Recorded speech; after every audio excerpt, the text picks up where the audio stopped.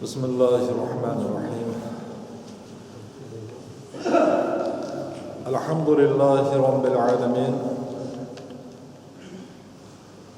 والصلاة والسلام على رسولنا محمد وعلى آله وأصحابه أجمعين أما بعد السلام عليكم ورحمة الله وبركاته الله تعالى خمسة الله شكر olsun. Maqtavlar olsun bizleri Müslüman etkende, yaratkanla özünün hak paygamberi Habibi Muhammed sallallahu aleyhi ve sellem'in ümmet etkende. Başka da sansız nimetlerde bizden sorumsuz da bergende. Sansız şükürler olsun. Peygamber Muhammed sallallahu aleyhi ve sellem'e, onun ahl beytlerine, sahabalarına, kıyametke şeyin bolatın barşı salih Peygamber Muhammed sallallahu aleyhi ve sellem ümmetlerine Allah'ın selamı cennet olsun. Keşke Cuma'da aytkan bolatımız bugün de sol. Keşke Cuma'mızın da vaazımızın жалғасы tövbe жайлы.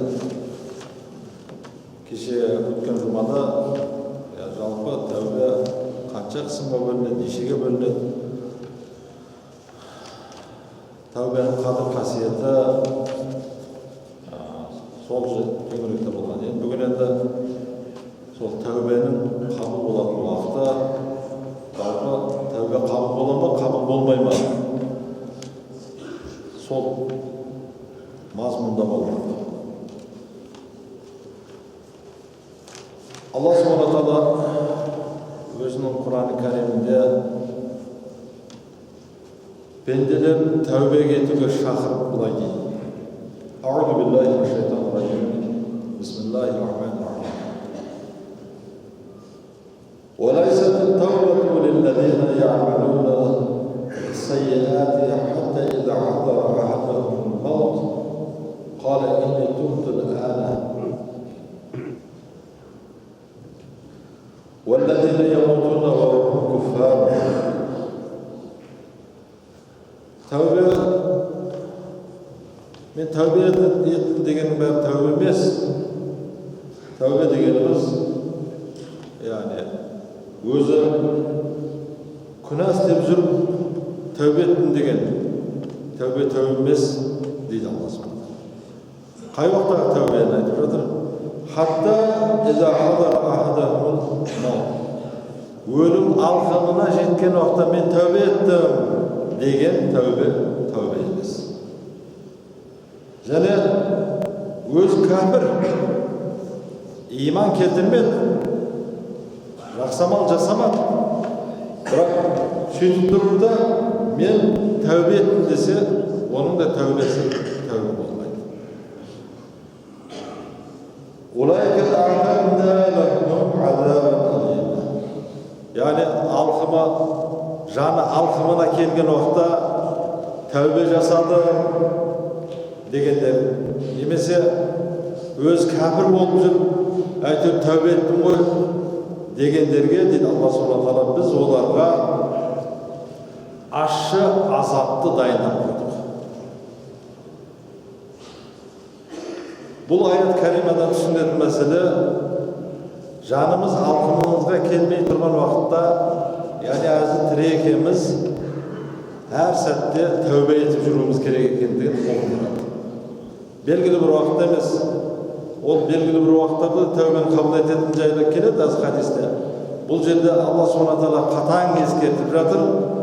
Жаны алқымына келген сәттегі мен тәубе еттім дегенде тәубесі тәубе болмайды. Яғни өзі кәпір иман келтірген жоқ, кәпір болып жүріп мен тәубе еттім дегенде де тәубесін қабыл болмайды. Ол шынында рас. Адам қай уақытта жан тапсыратынын білмейміз. Әзір бір сәттен кейін бармыз ба жоқпыз ба оны да білмейміз. Ұйықтағаннан кейін қайта тұрамыз ба оны да білмейміз. Тамақ жетіп алып жеп жатып жұта аламыз ба оны да білмейміз. Қысқасы біздің жанымыз Алла subhanahu wa ta'alaның құзырында. Қай уақытта алам дейді, қай сәтте алам дейді, қай жерде алам дейді, ол өзі біледі. Сондықтан жаны алқымға келген уақытта менен тәубе еттім деген тәубеге жатпайды. Егер дәл сондай алқымына келген уақытта тәубе ететін діндерге Алла Subhanahu тағы ескертіп айтып жатыр, ащы азап дайындап қойған. Бірақ Алла Subhanahu мейірімді, рахымды. Бұл деген сөз тәубе етпесін деген сөз емес, әрдайым тәубе етіп жүрсін. Өйткені Алла Subhanahu тәубе еттім дегеннің барлығы күнәсін кешіретіндігі жайлы екінші аятында былай деп баяндайды. أعوذ بالله من الشيطان الرجيم بسم الله الرحمن الرحيم إن الله لا يغفر أن يشرك به ويغفر ما دون ذلك لمن يشاء. Allah Subhanahu Taala расында Алла Тағала оған серік қосқанды кешірмейді, одан басқаның барлығын да кешіреді. Лиман яша, бірақ қалаған адамды мүмкін кешірмеуі де мүмкін. Ал серік қосқанды міндетті түрде кешірмейді. Ал серік қоспаған баса күнәлар, азды көпті жасаған күнәларды қалаған пендесінен қалағанша кешіреді. وَمَنْ يُشْرِكْ بِاللَّهِ فَقَدْ افْتَرَى إِثْمًا عَظِيمًا. Кімдеген Аллаға серік қосатын болса, онда ол үлкен күнә. Ифман азиман деген сөз үлкен күнә жасады. Ифтара деген қолдан жасалған нәрсені айтады. Мысалы үшін бір адам көрген жоқсың, көрдім дейсің, онда ифтара, жалғаннан тоқсан. Бұл жерде Аллаға серік қосты ма, онда ол жалғаннан үлкен бір күнә жасады деп Алла Subhanahu Taala оның үлкен күнә екендігінде ескертіп берді. Өткен алдыңғы жұмамызда да айтып өттік, Аллаға серік қосу дегенде тек ойлап қалмайық бір ғана. Ана бұлтқа табынып жүргендер, шоқынып жүргендер, палаштырып жүргендер, ғайыпты білемдеушілер, тек қана солар ғана мүшриктер, біз мүшрик емес, біз деп жүрегімізді тоқсақтап қалмайық. Аллаға титтей жүрегіңде кібірлік қостың ба, олда. Алладан басқа нәрсеге титтей үміт артың ба, олда. Яғни жүрегіңде Алладың разылығы болмайтын іс істедің ба? Яғни сен намаз оқысаң да жүрегіңде Алладың разылығы емес, елдесін адамдар айтсын дедің ба, жұрт көрсін дедің ба, олда Аллаға серік қосқан. Өйткені сен нәпсің үшін, Алладың разылығы үшін емес, өзің нәпсің үшін жасап отқан іс болып қалады. Ол да Аллаға серік қосып салатын жайлы өткен уағызымызда айтып келді. Сондықтан да Алла Subhanahu Taala айтып жатыр, Аллаға серік қоспасаң бол, барлық күнәні кешіретіндігі, мейірімді екендігі. Бірақ қалаған пендесін, мені күнәңді кешіреді екен деп күнә жасай берсін деген сөз шықпайды дейді. Өйткені Алла Subhanahu бұдан төменгілердің қалаған пенделерінен күнәсін кешіреді. Яғни Алла серік қоспаса, бұл қалаған пенделерін өз күнәсін кешіреді деген Алла Subhanahu Taala баяндап жатыр. Пайғамбарымыз саллаллаху алейхи ва саллям өзінің хадис шерифінде Алла Subhanahu Taala пендесінен тәубесін қабыл етеді, жан ақылына жетпесе деп хадисінде де былай деп баяндайды. عن النبي صلى الله عليه وسلم قال إن الله يقبل توبة العبد ما لم يغرر. Allah Subhanahu Taala пенденің тәубесін қабыл етеді. Егер ол қырылдап қалмаған болса, юғарыр деген жаны енді жан тапсырып жүргендер, көргендер бар болса біледі әрине. Жан алтынға шыққан уақытта ол жан шығуды оңай емес. Кейбіреулер ұйықтағанда кетіп жатады, кейбіреулер ұйықтағанда тұрмай қалып жатады, басқасы мүмкін әртүрлісі де бар шығар. Бірақ жан тапсырылып беріп жатқан уақытта, яғни жан беріп жатқан уақытта адам бала қырылдап қалады, қырылдап. Пайғамбар саллаллаху алейхи ва саллям айтып жатыр, егер ол қырылдап қалмаған болса, оның тәубесі қабыл етіледі. Яғни қырылдап қалмай жатып, тәубеңді жасай бер, Алла мейірімді рахымды қабыл етеді деген сөз.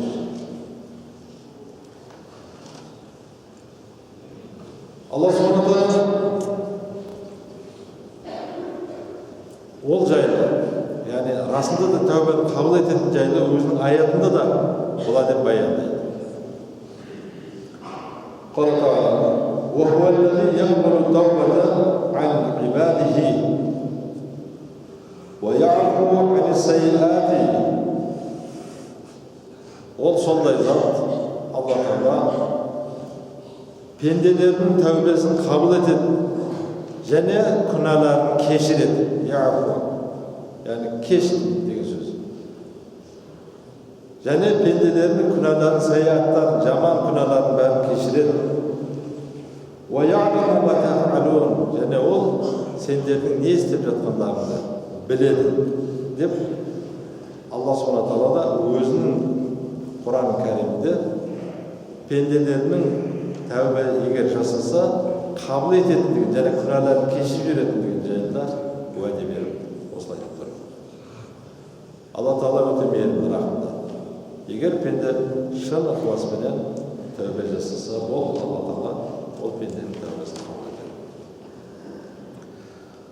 Пайғамбарымыз саллаллаху алейхи ва саллям Алла Субхана Тағаланың өте мейірімді, рахымды екендігін және пендесі тәубе еттім десе тәубесін қабыл ететіндігін жайында өзінің хадис шәрифінде былай дейді.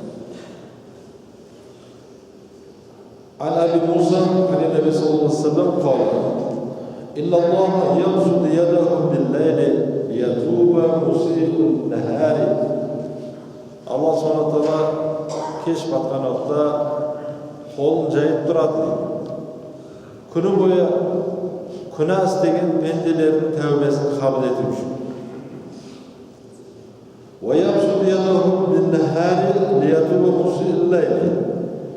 Және күндіз де өзінің қолын жайып тұрады, түнде күнә жасап қойғандардың тәубесін қабыл етейін деді. Хатта татлу аш-шамсу мин мағрибиха. Осылай күніге Алла Субхана Тағала пенделерінен тәубесін қабыл етемін деп күніге өзінің қолын жайып тұрады, яғни тәубесін қабыл етіп тұрады. Қашанға дейін? Батыстан күн шыққанға дейін, қиямет қайымға дейін. Бұл нәрсе ақырет заманға дейін осылай жалғасып тұрады. Пайғамбарымыз саллаллаху алейхи ва саллям.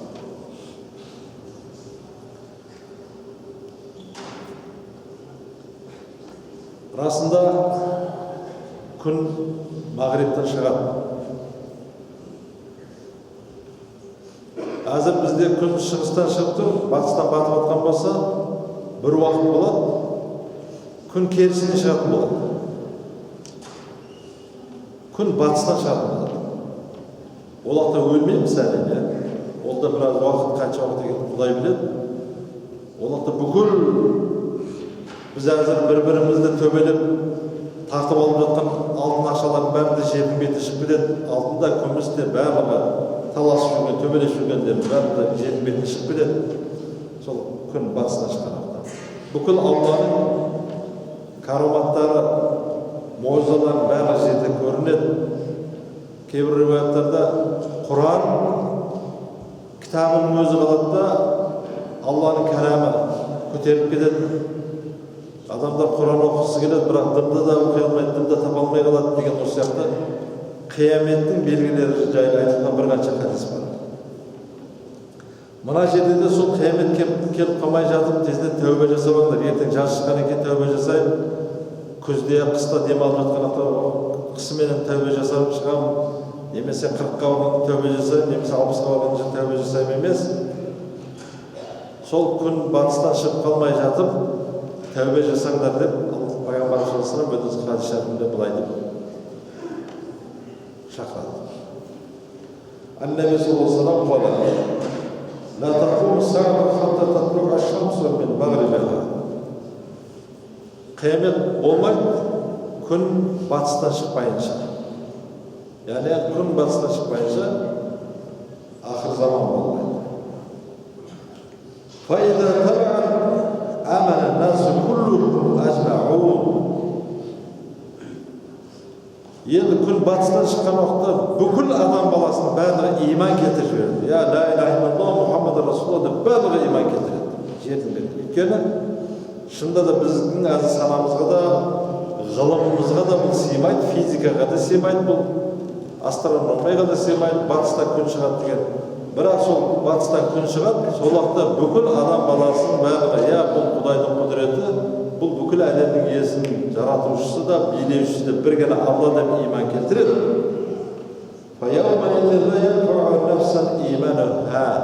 Бірақ та ол кезде олардың имандары оларға пайда бермейді. Имандары иман болып саналмайды. Бізге Құдайға шүкір, мысал үшін, өткен жұмада да айтып өттік, бізге сансыз шүкірлер. Біздің әзір иманымыз қабыл болады. Неге? Өйткені біз Алла Субхана Тағаланың пайғамбарын көріп тұрған жоқпыз көзімізбен. Мұғжиза түскенін көрген жоқпыз. Құранның түскенін көрген жоқпыз. Алла Субхана Тағала бізге бір тәубемізді таяндырып жіберетіндей бір қатты бір ғазабында түсірген жоқ. Бірақ біз соның бәрін көрмесек те, пайғамбар хақ пайғамбар екеніне иман келтірдік. Құран екеніне иман келтірдік. Алла Субхана Тағаланы жаратушысы иеміз екендігін, оның серігі жоқ екеніне иман келтірдік. Бұл біздің иманымыз қабылдады. Біз ғайыпқа иман келтірдік. Ортамызға пайғамбар келген жоқ. Беркем сен, Құдайдың жолы мынау болады деп ешқандай келген жоқ. Келіп кеткен пайғамбардың жүрген жолын біз хақ деп білдік, біздің иманымыз. Сол уақытта күн батыстан шыққан уақытта олар ақиқатты білгенменен олардың имандары иман болып саналмайды.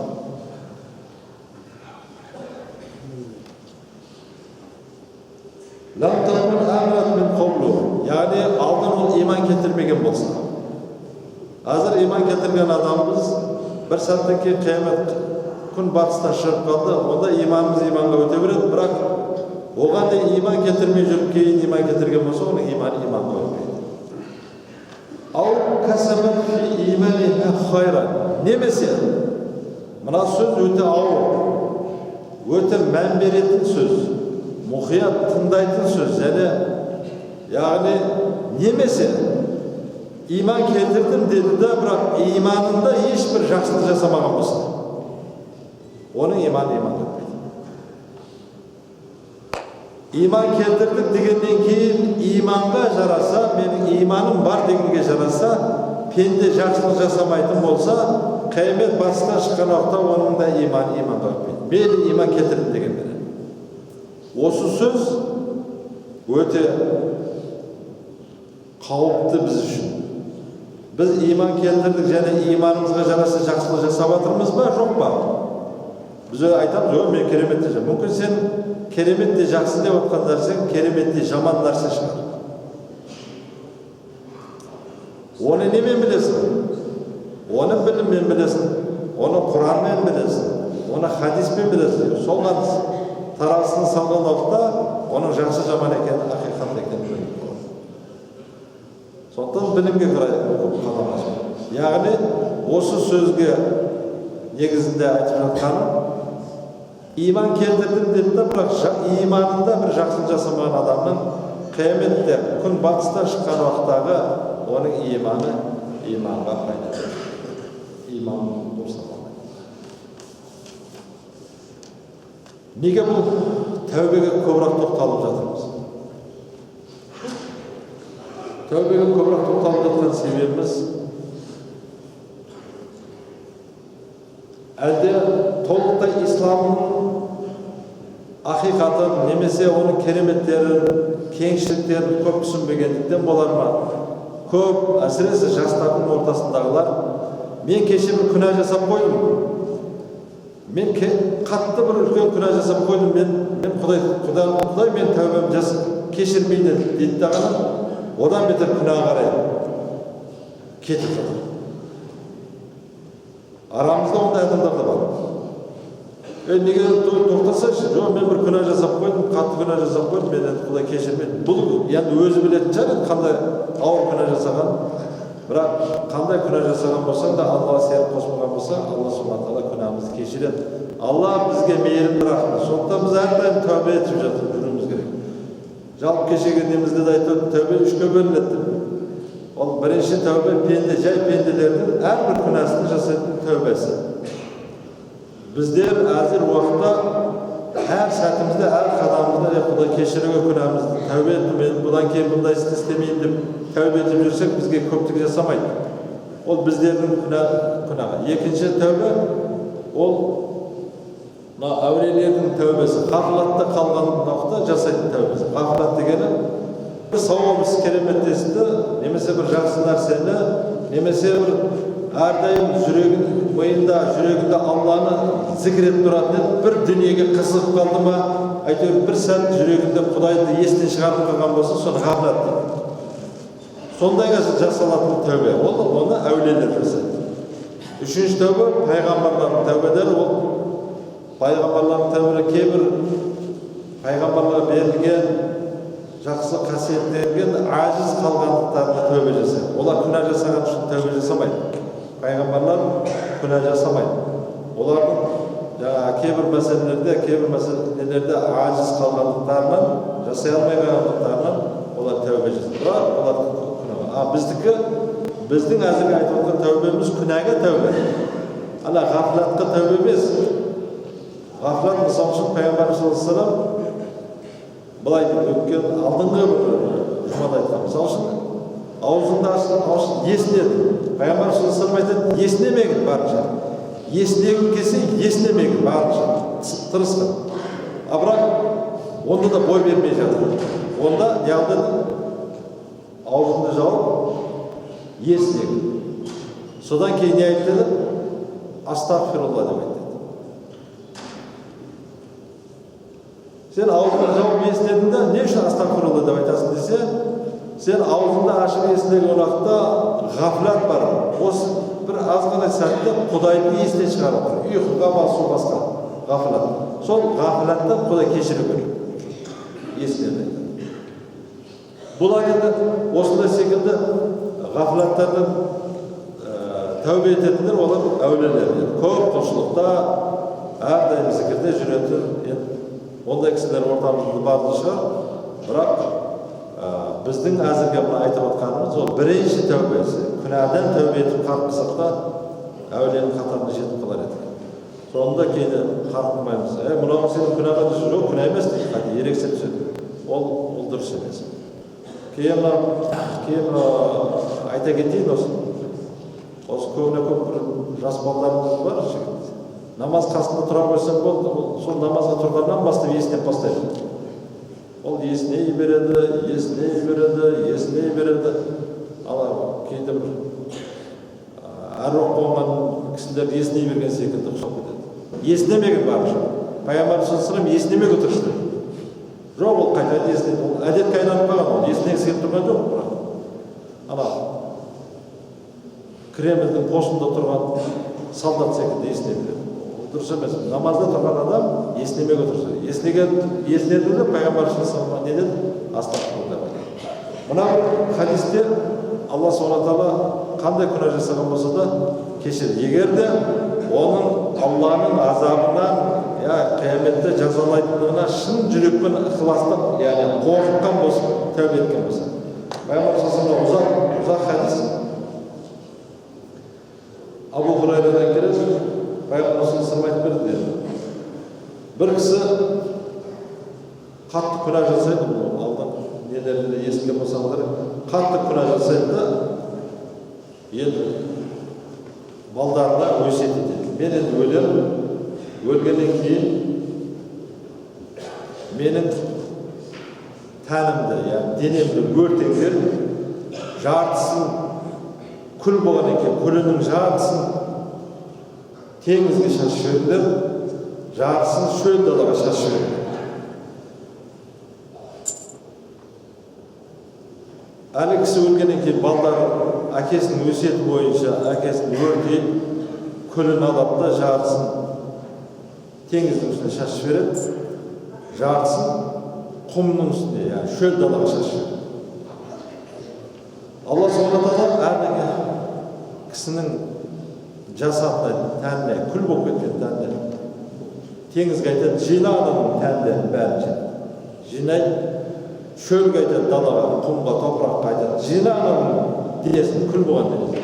Бәрі жинап, қайтадан жинап болған екен, Алла тағала әлгі пендеден сұрайды. Пенде, неге бұлай еттің? Неге ол өртеп жартысын теңізге, жартысын құм далаға шаштырып жүрді? Мен жинап ала алмайды дедім бе? Алла Subhanahu Taala сонда деген уақытта әлгі пенде айтады, жоқ, жаратқан ием, мен тәубе ете алмай қалдым. Яғни жаман істер көп істедім. Енді сен сол көп істеген күнәларыңды тозақта азаптайсың ғой деп қорқып, сенің азабынан қашып кетудің жолына қарастырып осылай істедім. Яғни Алла Subhanahu Taalaның азабынан шынайы қорыққандықтан, осыны жасағандықтан Алла Subhanahu Taala менің азабымнан қорықтың ба? Иә, сенің азабыңнан қорықтым деген Алла Taala онда кештім сенің барлығын. Ол мынаны жасап жатқан, айтып жатқан бұл хадистегі мәселе, иман келтіріп, намаз оқып, ораза ұстап кеткен адамды айтып жатқан жоқ. Әбден жасап, күнәнің бәрін жасап тұрып, Алланың азабына шынайы қорыққандықтан Алла Таала оның күнәсін кешірді. Егер бізде шынында да ондай күнә жасаған жоқпыз, бірақ шынында да Алланың азабынан қорқатын болсақ қияметте, Алла Subhanahu Taala біздің бәрін күнәмізді кешіреді. Мысалы үшін шайтан лағнатының де айтқан несі бар еді. Адам алейхиссалам жерлерге түскен уақытта, тәубесі қабыл етіп болған уақытта, шайтан лағнатының Алла Subhanahu Taalaға айтқаны: ей жаратқан ием, енді сенің пенделеріңді мен арастырамын, оңнан, солынан, алдынан, артынан келіп, сенің пенделеріңді шүкір еттірмеймін деген уақытта Алла Subhanahu Taala не деді шайтан лағнатыға? Тәубе еттім десе болды, күнәсін кешіріп жібере беремін, анасынан туғанда. Тәубе еттім десе болды. Яғни біздің жаратқан иеміз өте мейірімді, рахымды. Қандай күнә жасап қойған болсақ та, Алла Subhanahu Taala бізді кешіруші. Және бір хадисте келеді, пенде күнә жасап қойды. Егер білсе, Құдай азабын сақтай көрді деп кешірсе, одан кейін күнә жасап қойған болса, одан кейін күнә жасаған болса да, бәрібір Алла Subhanahu Taala егер оның азаптайтын екендігін біліп, жаңа пенде иманменен истиғфар айтса, немесе тәубе етсе, Алла Таала күнәсін кешіре береді. Бірақ оны істей берсін деген сөз емес. Бұл жердегі айтайын деп жатқан мақсатымыз, Алла Subhanahu Taala өте мейірімді, рахымды. Егер тәубе етсек, Алла Subhanahu Taala тәубемізді қабыл етіп, күнәмізді кешіреді. Жай ғана кешіріп қоймайды. Алла Subhanahu Taala сонымен біргелікте өзінің хабиб, сүйікті құлдарынан етеді. Ол жайлы Алла Subhanahu Taala: «Иллаллаху юхиббут тауабин ва юхиббул мутатаххирин». Расында Алла Subhanahu Taala тәубе етушілерді жақсы көреді. Расында Алла Subhanahu Taala күнәдан пәк болушыларды жақсы көреді. Біз тәубе еткенімізге, біз өзіміздің күнәмізді арылумен қатар Алла Subhanahu Taalaның сүйікті құлына да айналып қаламыз. Міне берген nimet. Peygamber sallallahu aleyhi ve sellem dedi: "At-taibu habibullahi." Tövbe etmişler Allah'ın habibi, sүйіктісі. "Ve-t-taibu min-z-zembi kemen la zembe lehu." Günahsından tövbe etmişi pende, ol günahsız yok, pende bolsa bolar. Tövbe etken adam günahsından, eğer günah jasagan bolsa da tövbe ettim dese, şunu kılas beren azabından korup Allah Subhanahu Taala onu tövbesini kabul etedi. Және tövbe etip жүrsек, Allah Subhanahu Taala әрдайым біздің duamızda kabul etedi. Және өзінің сүйікті құлдарының қатарына қосады. Allah Subhanahu Taala бізді жақсы көрсе, duamızda kabul etse, pende үшін одан басқа не арман бар? Бүгінгі намазға келуіміздің де мақсатымыз, жұманы оқуынан да мақсатымыз, осында келіп қайырсан садақа беруіміздің де мақсат. Бәрінің аржағында тұрған не? Алланың хабибі болу. Яғни Алла бізді жақсы көрсе, күнәмізді кешірсе, дұғамызды қабыл етсе, ісіміз оңға басса деп келдік қой. Енді Алла Subhanahu Taala шынайы түрде, шын ықыласпен, жүрекпен бәрін бірдей тәубе етейік, Алла Таала тәубемізді қабыл етеді. Және не тілеген болса, тілегімізді қабыл етеді. Алла Subhanahu Taala мейірімді, рахымды. Өткен жұмада айттық, Мұса алейхиссаламның Kavminden birge çıkıp Kudaydan жаңбыр сұраған вақытта, ey Musa, senin kavminмен біргеліктер бәріміз бірдей тәубе етіңдер, мен сендердің дұғаларыңды қабыл етемін. Sen tövbe etip жүргесін, sen istihbar etip жүргесін деген жоқ. Musa aleyhisselam öyle dedi, kavminin birдей барлықтар бірдей tövbe etsеңдер, сендердің tövbelerini kabul etем, dualarını kabul etем, және тілеген нәрселерді, сұраған нәрселерін беремін. Musa aleyhisselam kavminin бірдей tövbe etti, cemaat болып ел болып Allah subhanahu ta'ala'nın dualarını kabul etti, және сұраған нәрсесін берді. Biz de жұма намазға келген уақытта шын ықыласпенен бірдей барлығымыз бірдей tövbe етейік, tövbe edіп келейік. Мен ана жерде әзір ана бүйтіп жүргенде мынаны айтайын, немесе өзімді ерекше көрсетейін, мен ана жұрттың бәрі мені намаз оқисың десін, немесе Алланың разылығы емес бір қырсықтық мақсатта келген болса, Алла Тағала тәубемізді қабыл етпей қояды, сұрағанымызды қабыл етпей қояды. Не үшін Пайғамбарымыз саллаллаху алейхи ва саллям сафқа тұрған уақытта біргелкі тұрыңдар деді. Біргелкі тұрыңдар, сонда сендер біргелкі боласыңдар, жүректерің бір-біріне қарама-қайшы болады айтты. Қарама-қайшы болмаған уақытта дұғаларың біздің қабыл болатыны ақиқат.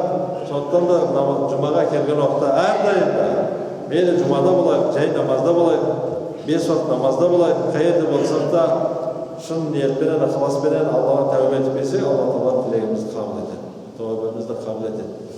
Біз пенде еш нәрсеге қадір емес, әлсіз пендеміз. Сондықтан да біргелкі намаз оқып, біргелкі тәубе етіп, жаратушымыз бір ма? Бір. Пайғамбарымыз бір ма? Бір. Кітабымыз бір ма? Бір. Енді тәубемізде бір болса, бізді Алла Subhanahu Ta'ala барлығымыз Құранымызды анамыздан толғандай кешіп береді. Намазды біргелкі оқиық. Ел жұрт бізге ғайреттендер бізді көріп, мыналардың ынтымағы керемет. Жер бетінде бір үммет болса осындай болу керек.